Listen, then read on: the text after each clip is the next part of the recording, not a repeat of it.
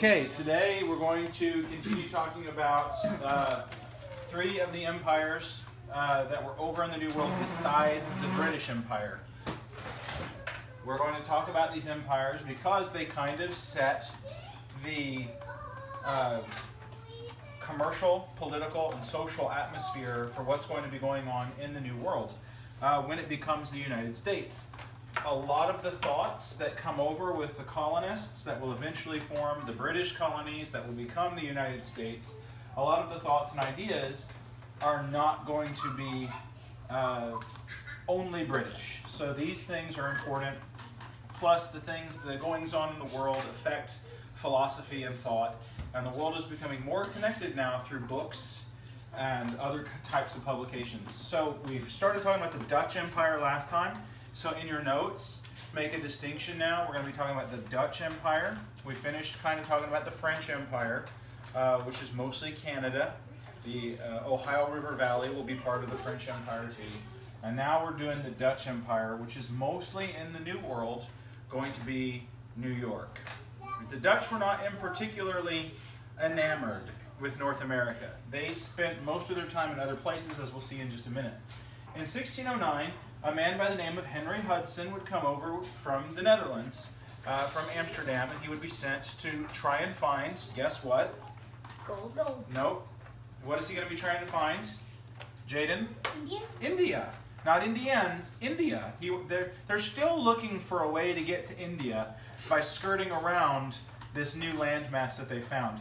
You're not able to do it unless you go south, right? And then it's debatable about whether it's faster just to send people overland to India or to go all the way around. And the reason why they would even consider that is because who is in the way of India over in Europe? Zane? The Muslims. Those Muslims, right? And remember, at this time, we're thinking of the kingdom of God as a flag on the map. Right? If we trade with the Muslims and we have to give the Muslims money, then we are helping something that isn't the flag of a nation in the kingdom of God. And so that's kind of the thought process behind all of this. So in 1609, Henry Hudson is going to come over and find today what we call Hudson Bay. Right. What is in Hudson Bay? Along Hudson Bay, Zane? Ice. No. Yeah, okay, you're right. Ice. Stevie? Gold. No. Fool's gold. No. Jaden? Africans who would sell African slaves? No, Africans are in Africa. This is in North America. Good guess, though. Fur. Lots of fur. So he's going to come over and he's going to see a land rich with resources, a lot like the French saw. Well, in 1614, they're going to establish Fort Orange. And the reason why it's called Fort Orange is because in the Netherlands you have the Orange Dutch and the Black Dutch. And so it's not an orange fort. It's the Orange Dutch who are kind of making this fort. We'll get more into the Orange and Black Dutch when we do European history or Western civilization. But just know now, the reason why it's Fort Orange is not because anything there was orange. There were the Orange Dutch and the Black Dutch. So Fort Orange is in Albany, New York. What's the capital of New York? Albany. Albany, yeah. So this Fort Orange will eventually be the place where the capital of the state, our state of New York is. In 1624, the Dutch East India Company is going to come over and they're going to bring people to this little place that nobody knows of today called Manhattan. Right? Is Manhattan big or little?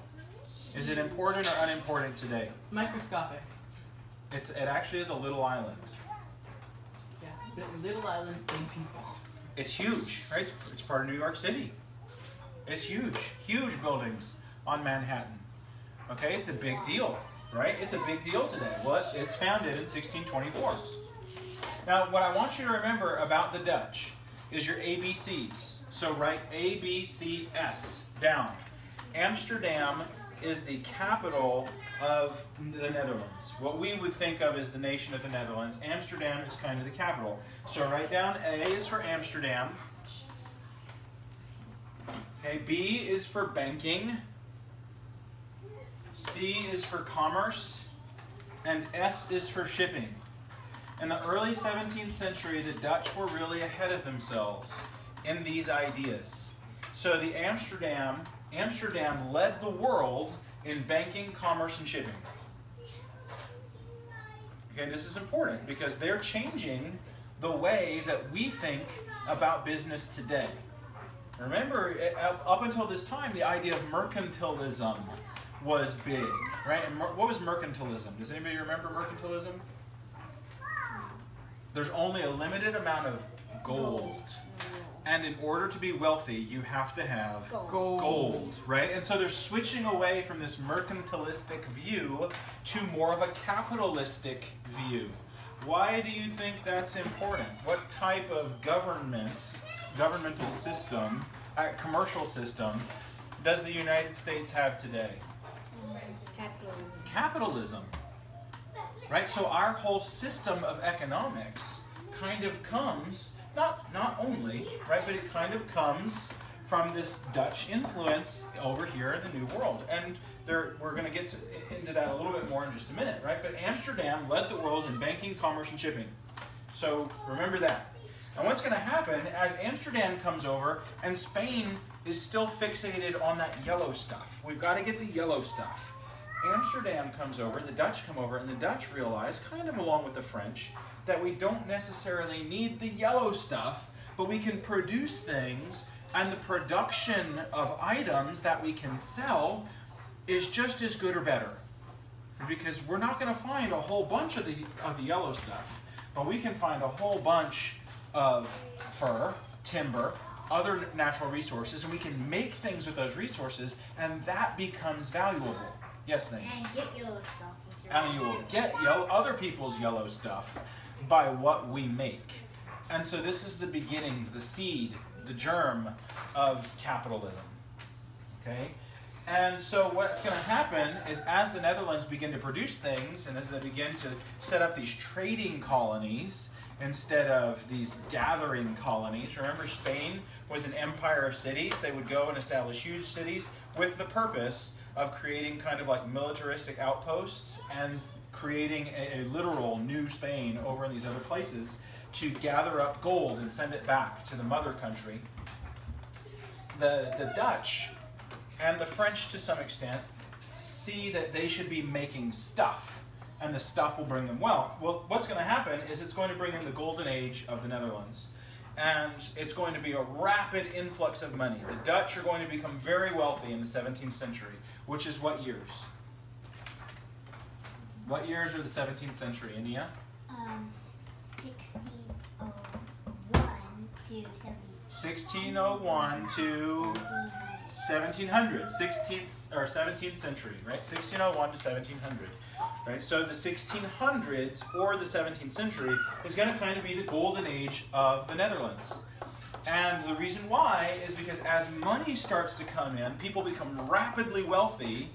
What do they have more of? science, painting, philosophy. No, don't read the board. What do they have more of as they become rapidly wealthy? This isn't on the board, you have to think. Stephen? Money to kill. They'll have extra spending money. They're also going to have more what? Stephen? Ania?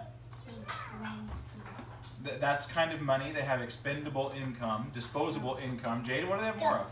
Not necessarily. We're not looking for stuff. You're right. They can buy more things, but what do they have more of? Allies. Nope. Stephen? Supplies so that they Nope. can make advances. Nope.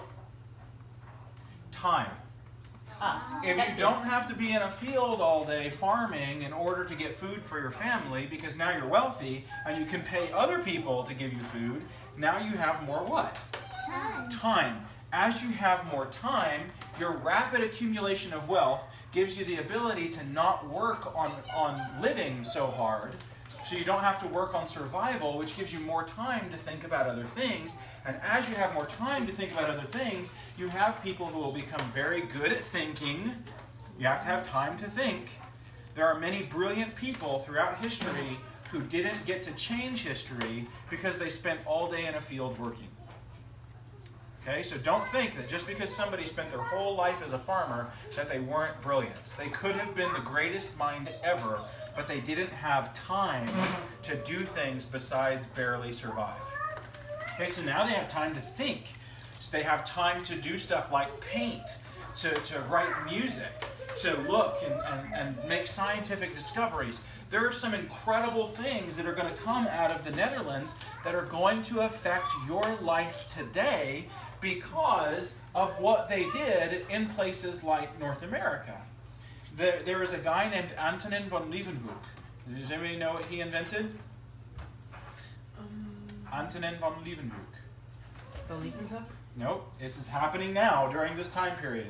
So you don't know, don't guess. If you don't know, don't guess. He invented the microscope. Cool. Oh, yeah. Yeah, Antonin van Leeuwenhoek. His father was a glassblower. He, because he had free time, was able to go around and play with little glass baubles that his father created, and he noticed that he could take them and kind of focus them, and he invented the very first microscopes. All kinds of amazing scientific discoveries explode once people find out that there's little stuff. How can you spell it? It's not important. This is a science, right? Science is exploding in the Netherlands. Painting is exploding in the Netherlands. There's a guy you may have heard of by the name of Rembrandt. You ever heard of him? Van Rijn is another one. These are two very famous Dutch painters that kind of changed the course of art and realism. And they are changing all kinds of cool things. There's another Dutch thinker by the name of Spinoza who brings in the philosophical idea of rationalism. In other words, we have to rationalize and kind of think through things. So all of this is happening in the Netherlands because of the ABCs that are over in the New World and really all across the world. So let's talk for just a minute about the rise of modern capitalism that kind of begins with the Dutch Empire. Right? It doesn't only begin here, but it's kind of where things are sort of changing the way we think. So there's a focus on production, not material. Remember, mercantilism is material makes you wealthy.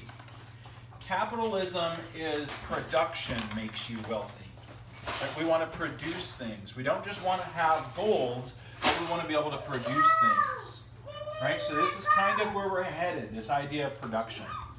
That we need to make more things.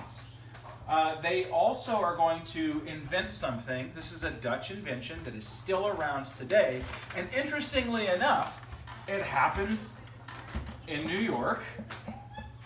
The New York Stock Exchange, right? The New York Stock Exchange. The Dutch invented the joint stock company, where investors could come along and they could buy small pieces of a venture. Or they could buy small pieces, do not kick the table, whoever is doing it. They could buy small pieces of a company called stock, and then they would get a share of the company's profits or losses based off of how much stock they bought. So there's a couple things that the joint stock company does. The first thing it does is it decreases risk.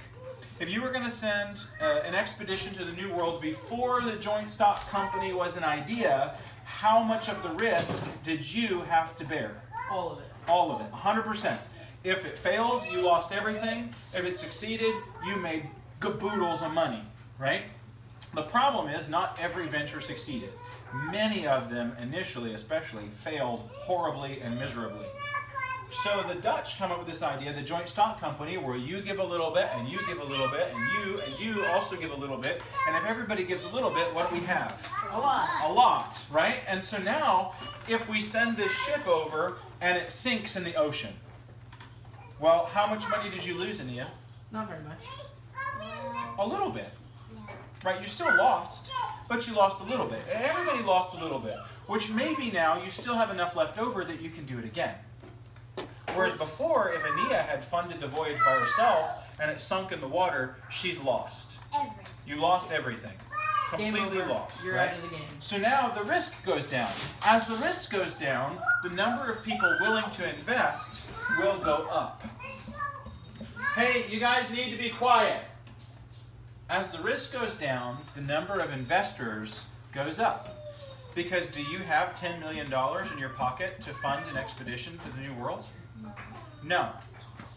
But do you have $10? Yes. So you can spend a little bit of money and you can invest, and that little bit of money allows you now to become an investor in a voyage. So as the number of investors increases, the number of voyages increases. Because you have more people putting money in, so you can have more voyages. What's also going to happen is it's going to increase the privatization. Right? before, who could send people on voyages? The government? Really, really wealthy people who tended to be kings and queens and nobles. Right?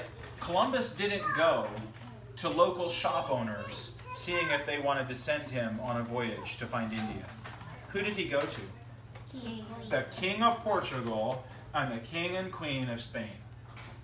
Right? He went to the nobility. But now the joint stock company allows private investors to get in on the game. So now you can have a group of private individuals who are not answerable in any really tangible way to a government to send people over and do things. And that will begin to happen more and more now with the advent of the joint stock company. It also increases accountability. Right? When Columbus goes on his voyage, who is he accountable to? Everyone. No? The king. and queen. The king and queen, and that's it. But now, when you have a joint stock company, who is the leader of the voyage accountable to? The person who started it. Everybody who invested. Everybody who owns stock. So he has to be more transparent.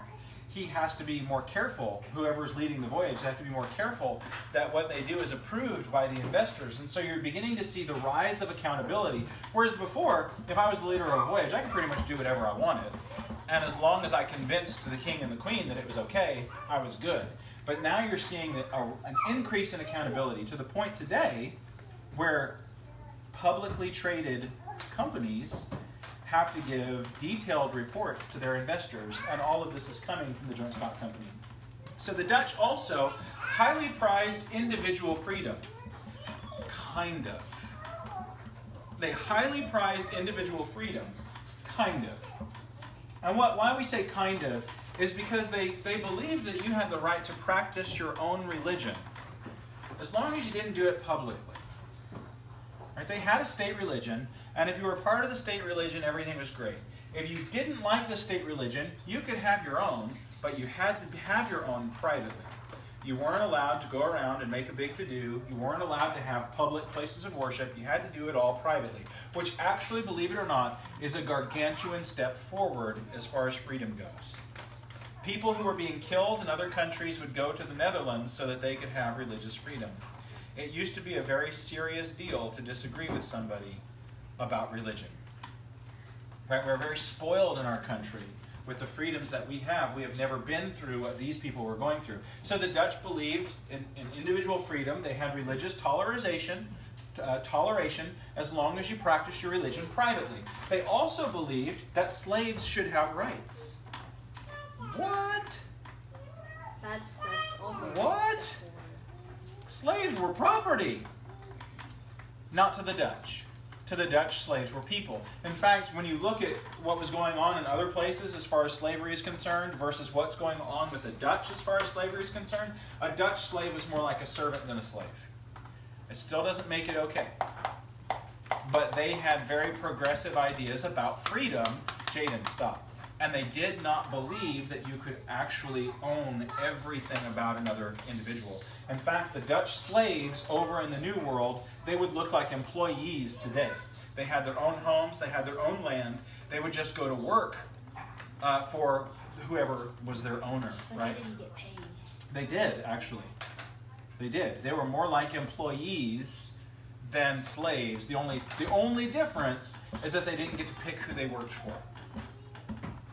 Right? So you were really, the Dutch concept of slavery over in the New World is more like you were buying a servant than you were buying a slave. Right? Some of them were even able to earn their own freedom. They were able to purchase their own freedom. So it's a very different idea than what slavery would become under the United States. Because the United States did not follow the Dutch idea regarding these things. The Dutch had a very diverse and united population, very much like the United States today. They weren't all the same. It's not homogeneous. Homogeneous, what does that mean? The same? It means the same throughout. So there's not much variation throughout. But the Dutch were very heterogeneous, right? They were a very mixed culture. How do you spell heterogeneous? How just mixed? It doesn't need to be. It's Heterogeneous.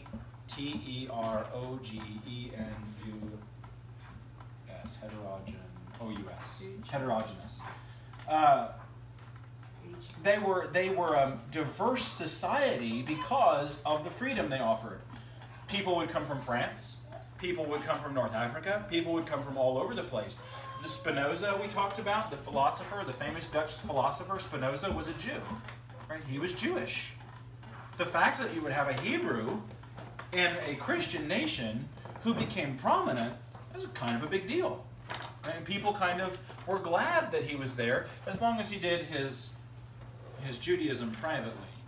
Then that's all right. So it's a diverse but united population, united around the idea that freedom is important and that these people can go do things. So the Dutch also were sending people over, not just people who were born in the Netherlands, but anybody who came to the Netherlands and wanted to go. If you went and you worked in the New Netherlands or any of the other Dutch colonies, because remember the Dutch kind of didn't focus on North America so much, which, you know, if these are the ideas that are going to become the foundation for our society, may have been a better thing.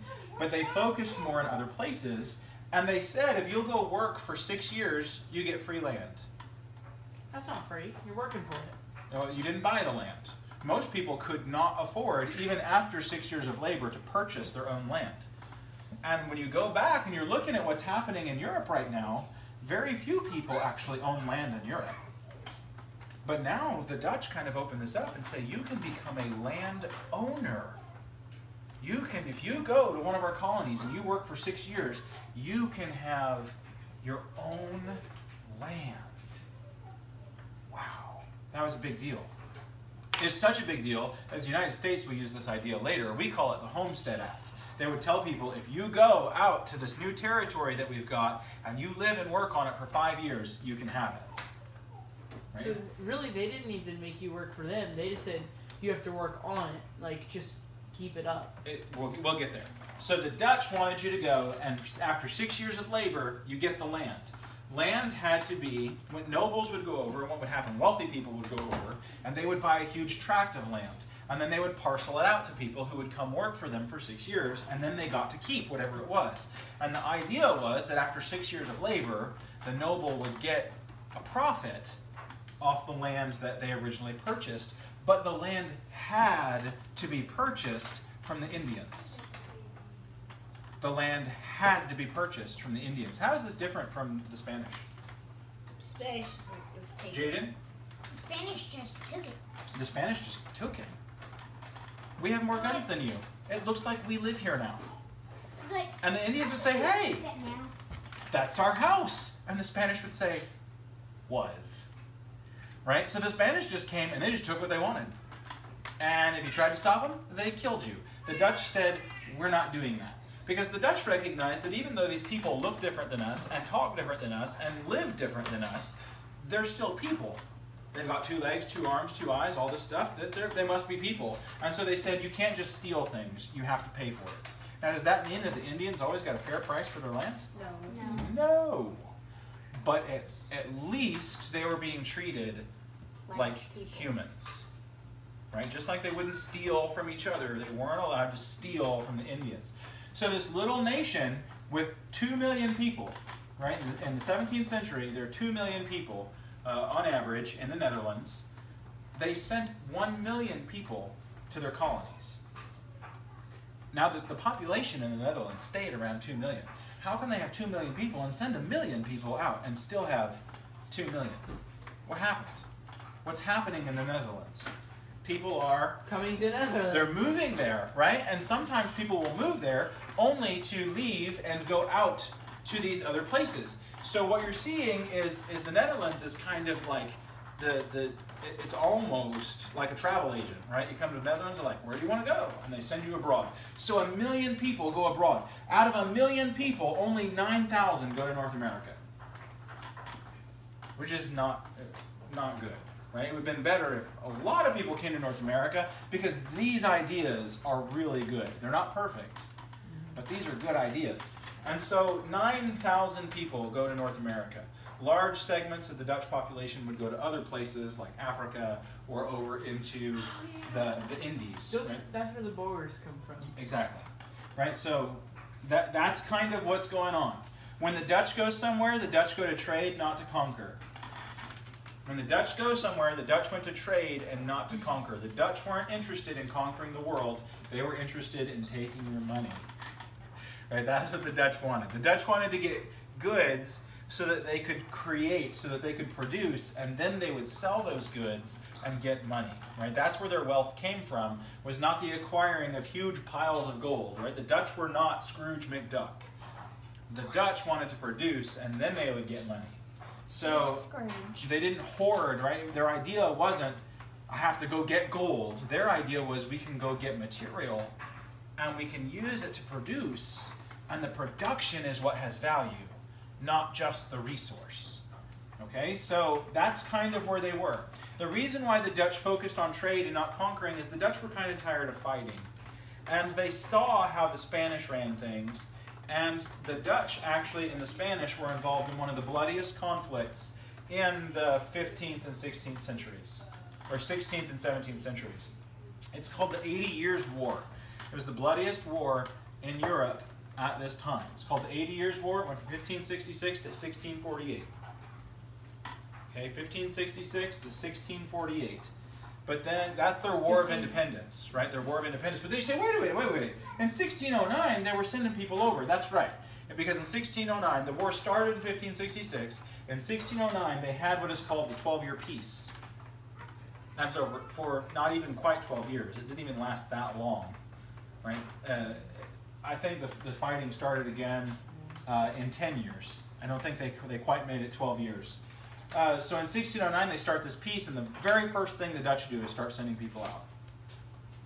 Right? Henry Hudson goes out. Is Henry Hudson Dutch? No, where is he from? England? Old Albion. Yes, he's English. But he goes with the Dutch because Henry sounds like an English name. It is an English name. Henri would probably be somebody who was from the Netherlands. So they go and they're sending all these people out, but they've been embroiled in this horrible, bloody conflict. They have no interest in getting involved in fighting all over the world. They have enough fighting at home. They're not going to be finished fighting until the middle of the 17th century. They're not interested in global colonial warfare. They're just not interested. So they go to trade, not to fight, and they want to have a very different influence on the world than the Spanish. Okay, so now we're kind of done. We've looked at the Spanish, the French, the Dutch empires. There's one left, really, that we haven't talked about. We talked a little bit about the Portuguese, but the Portuguese were never up in where the United States is. So they're not really part of U.S. history. What haven't we talked about yet? Who's missing? Yes, the English. You know, the famous nation we fought. We're going to talk about them. They're coming up. Right, now some of these things are going to overlap.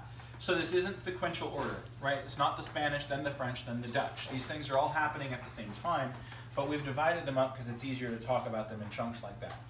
What are the justifications that these people will use for coming to the New World and doing what they did? What are some of the justifications?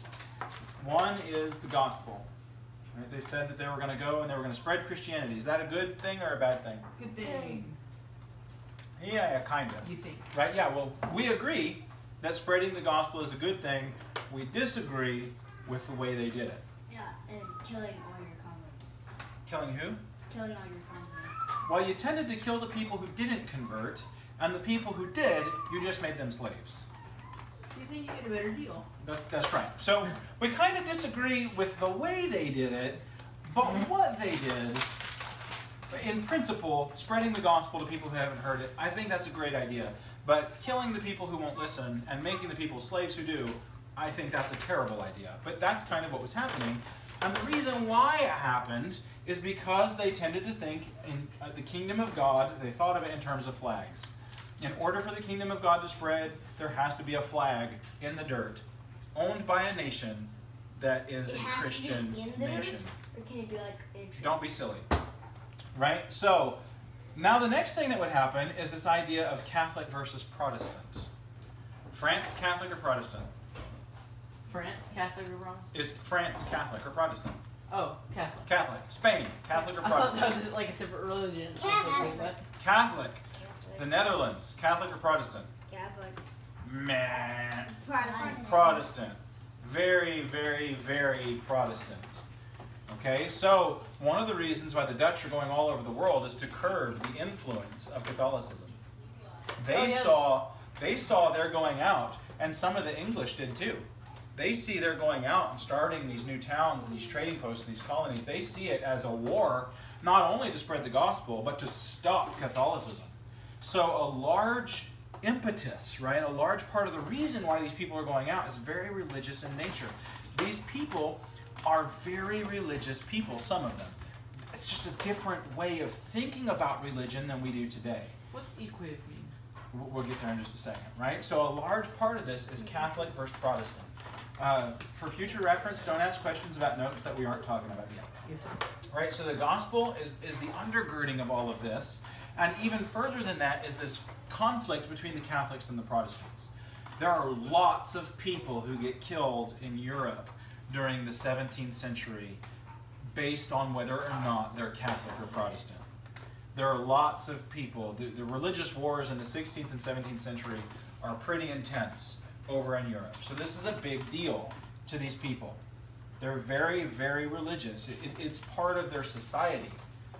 Right? It's not a personal belief necessarily. It's a cultural, it's part of their societal structure. Not being Catholic is not your personal conviction in Spain. It is a crime against the state.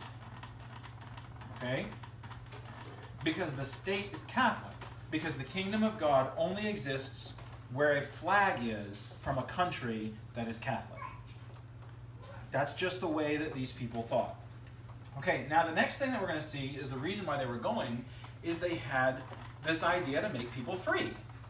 Right? The equiv is equivocation. Equivocation means to use the same word in different ways. Or to use a vague word. Is freedom a concrete word or a vague word? Vague. It's very vague. It's a container word. You can put whatever you want into freedom. Like we talked about how the Dutch had religious freedom. Kind of. Right? When we use that, when we hear that phrase today, religious freedom, we tend to think, well, you can be any religion you want and you can practice your religion any way that you want. That's not what religious freedom meant in the 17th century. It meant you can believe what you want, but you better keep it to yourself, and you're lucky we don't kill you. That was religious freedom in the 17th century. So it's a container. It's not a concrete idea. So the Spanish, especially when they came over, they had very different ideas about what freedom was than the Indians did. The Indians, what was freedom? To the Indians, what was freedom? Zane? You can do anything, just don't hurt the community. You can do anything you want, as long as you fulfill your obligations to the community and you don't harm the community. Could your average Spaniard do whatever they wanted? No. Not really. No. No, they had a very structured, hierarchical society. You had your role. You don't step out of your role. You do just your role. If you want to go do something else, tough luck.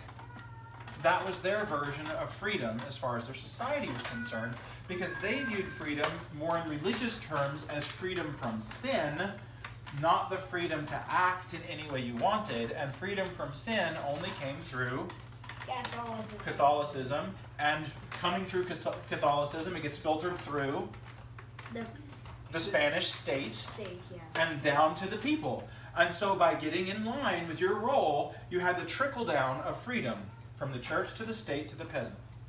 Right? That was the trickle down of freedom. The Indians, that was silly. I don't need some dude in a fancy chair with a hat telling me what to do. I just do what I need to do. And then when I take care of my obligations, I can go do whatever I want to do. And it didn't make sense to the Spanish. The Indian men would leave, and they would go, and they would hunt and fish. And to the Spanish and many of the Europeans, this made the Indians what? Wicked. Lazy. Gluttonous. Horrible men who didn't support their families. Well, is that what was happening? No. It was a different way of living, but they saw this as wickedness. They saw the woman kind of being the center of the home as wickedness. They saw all these things that the Indians did that was different than theirs. They saw this lack of structure as wickedness. And so their justification for going was to undo the wickedness of those savages. Right? To show them that they need to fit into the structure of society. Which is why when they would convert them, they'd make them slaves. Because did they fit in anywhere else in the structure, the hierarchy of the Spanish culture? You make them serfs. No, they couldn't be peasants because the people who came over were the peasants. So where did they fit in? At the bottom, Slaves. which made them slaves. Right? But that was freedom. Right? It doesn't make sense with the way you think. It definitely made sense to them. Which is why what we're trying to do when we study history is understand why people did things. How did they think about it? What did they feel? What did they believe? Because we can't go back and change what they did, but we can see the way they thought about things, and we can make sure we don't make the same mistakes, that we don't fall into the same kind of thinking, so that we can avoid the mistakes that they made, and so that we can become better people who do a better job of glorifying God. That's what they were trying to do. They just had some ideas that kept them from being able to do it. There was also this idea that goes along kind of with the wickedness of the Indians, who weren't, right? That was just the way that they were viewed by the Europeans. The superiority of culture, right? Now this is not to say, when we say, well, they weren't wicked, it's not to say that they were all nice, happy people, right? There were some pretty savage, some pretty beastly things that these certain native tribes did. Right? So you have to be careful that when we say, well, they weren't right about this and that and the other of the native culture, there were some things that they were right about. Okay? I think they judged them all based on one unfriendly. Well, they would see things and it didn't match with what they thought ought to be happening, and so they would begin to pass judgment. Some things were right, like there were tribes that ate people. Yeah. Right? That's not so bueno. No. No. Don't need comments, need listening. It's not so bueno, right? So they saw that and they kind of made cultural judgments on every individual because that's just how things worked back then. So they also saw the superiority of their culture. Were there things that were better about Western culture? Yes. Yes. Absolutely. The rifles. There were technological superiority. They had agricultural superiority because of the animals that were available. But just because there's differences in culture doesn't necessarily make one better than the other. One of the things that makes a strong culture is the ability to integrate and adapt to what works best wherever you happen to be. You can see that with the French. When the French came over, the way that their empire was structured in the New World, the way the Indians did things was better. So what did the French do? Let's be like Indians. Some. Let's be a little like the Indians, right? They didn't give up their muskets or their rifles. They didn't give up their metal traps. They didn't give up their horses or their animals that they brought over. But they kind of adapted. They brought in things that worked better, and that's what makes a culture superior, is its adaptability. When a culture becomes stagnant and it can't change, it will die. Right? If you structure things in such a way that it cannot change, it will die, and you see that periodically throughout history. Typically, you see it over in Europe as a monarchy or a system of government gets to the point where it is unable to change, it becomes overthrown and is replaced by something that is more adaptable. All right, are there any questions? This is the end before your first exam. Zane. What is the wickedness of the Indians? We talked about that. That's where they misunderstood the Indians, and because their society worked differently, they thought they were all evil. And I thought horses were not native to America. No, they were not. Are bees native to America? Because I read in a book that they came over from Europe. I don't know. I think that bees were brought over. Can we look that up Not right now. later? I don't know. I don't know. I'm not a biologist. I don't know the nativity of all of the various species that are present today. I don't know which were indigenous and which weren't. But the significant ones, I think European honeybees. I think that's what they're called. Yeah. So yeah, I would guess that they were brought over. The significance, the most significant animals were the ones that provided lots of fertilizer. The horses? And lots of power. Cattle. Oh, this. Yeah, cattle, sheep, goats. Those types of things that provided lots of fertilizer. Okay? Are we going to be allowed to use our notes on the exam? Absolutely not. Okay, any other questions? All right, that's it.